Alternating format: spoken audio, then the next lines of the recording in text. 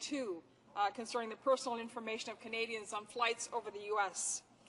Although we will be supporting the legislation, I'm going to speak to the history of the bill and how we got to that point and why we can now support this bill.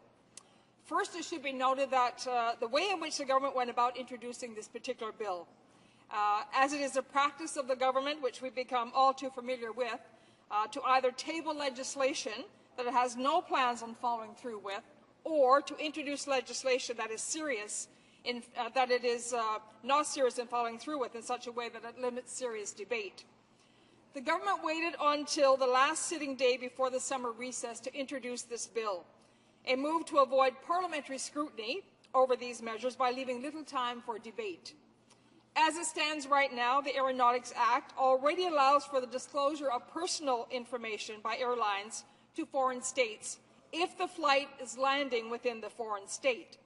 The Act also provides the legislative authority to create the no-fly list, intended to identify potential terrorists in airline passenger lists and block them from boarding domestic or international flights. The no-fly list, however, has proven seriously problematic. Further, the Privacy Commissioner of Canada has expressed concerns with the measures enabled under the Aeronautics Act.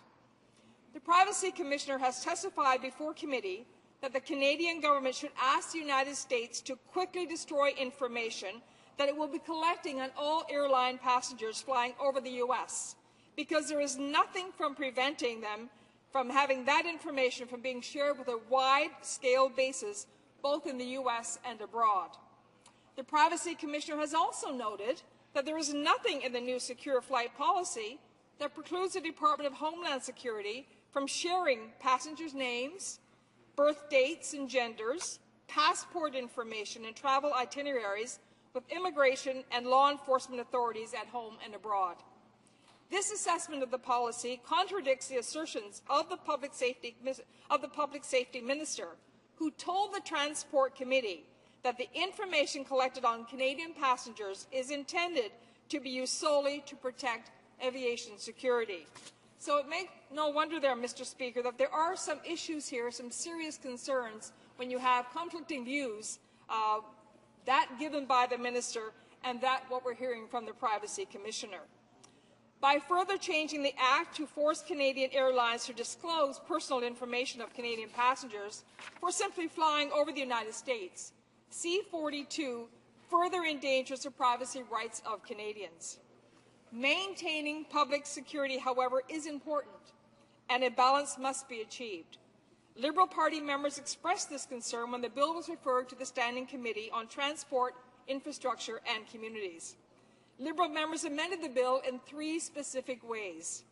And, Mr. Speaker, these ways were: first, the House of Commons will be required to conduct a review of these measures 2 years from the date they come into force and every 5 years thereafter. Secondly, this data transfer will be limited to the U.S. in legislation. The original version of the bill allowed the Canadian government to add other countries by order in Council. And thirdly, airlines and travel agents will be required by Canadian law to inform passengers of this impending data transfer before their ticket is purchased. Now, this may only be a 1-paragraph bill that makes a minor change to the wording of one section of the Aeronautics Act. However, these changes are significant in practice. The bill can effectively be used as legal justification for airlines and travel agents to supply foreign governments with personal information about passengers when a plane they are on flies through a country's airspace. Currently, the Act allows for this transmission of information only when a Canadian plane lands in that country. Let me take a moment to go over the history of these provisions in the Aeronautics Act. At question is subsection 4.83, section 1. This allows for the Cabinet to make regulations regarding the transmission of certain information to foreign governments. Subsection 4.83 essentially creates legislative exemption to the Privacy Act and Personal Information and Electronic Documents Act. The supporting regulations remain the critical component of this piece of the framework. Schedule 1 of the regulations lists a category of information that may be automatically provided to an authorized foreign government. This includes basic information, such as name, gender, and passport number. Schedule 2 of the regulation provides what detailed information may be provided to a foreign government. These details include the passenger's address, the passenger's phone number, the class of ticket, for example, business or economy, method of payment for the ticket, and whether the passenger in question actually paid for the ticket.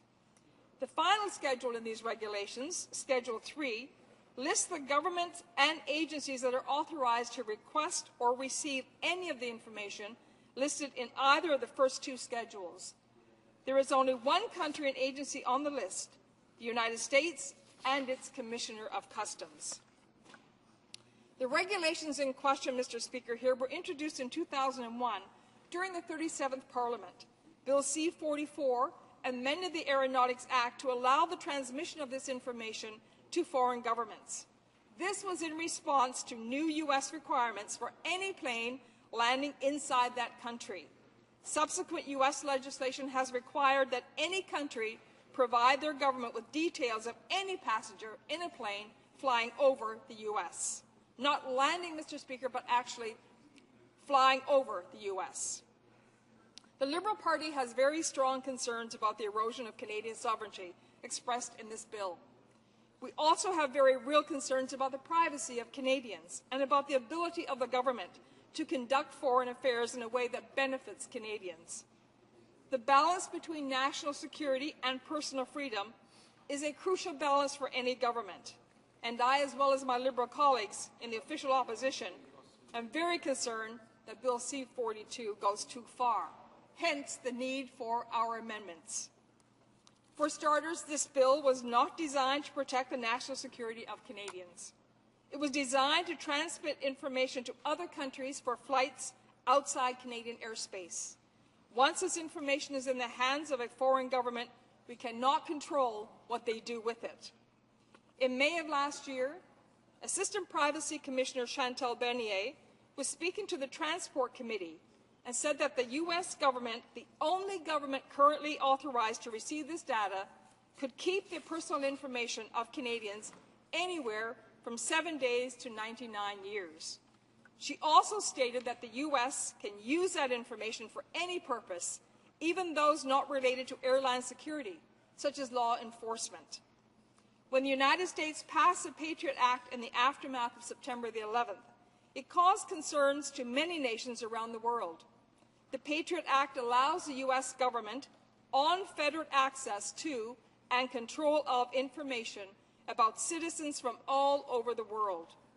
It is no small matter to put private information of citizens into the hands of the U.S. government, where it will be subject to the wider net of the Patriot Act. We must be concerned, Mr. Speaker, about any law that allows information about Canadians not accused of any crime to be put in the U.S. intelligence machine. We could be creating a situation where the government helps to provide a foreign government information that is used to prosecute Canadians, all without any formal judicial process. It should be clarified that these are not information-gathering agreements. Rather, this legislation will create a one-way flow of information out of Canada and into the hands of foreign governments. In passing this legislation, we are creating a legal framework that will require diligent monitoring.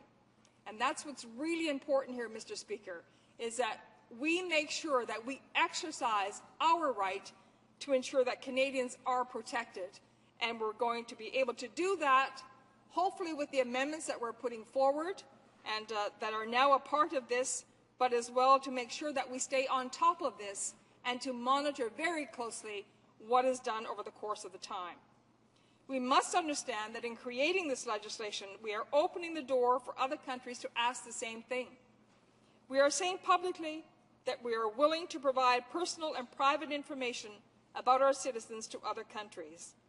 And this is a troubling development